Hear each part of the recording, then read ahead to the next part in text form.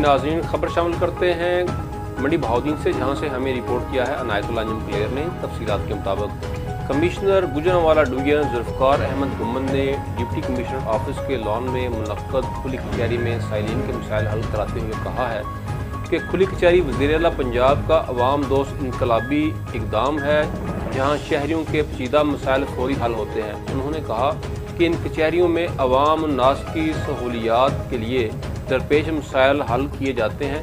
यही वजह है अवाम नास की कसीर तादाद ने इन कचहरियों में अपने भरपूर एतमाद का इजहार किया है। कमिश्नर जुल्फ़कार अहमद गुम्मन ने कचहरी में आए हुए साइलिन से खुद भी तवज्जो और खलूस से इनके मसाइल सुने और मेरिट पर दरखास्तें निपटाने के अहकाम जारी किए और साइलिन को रिलीफ फराहम किया।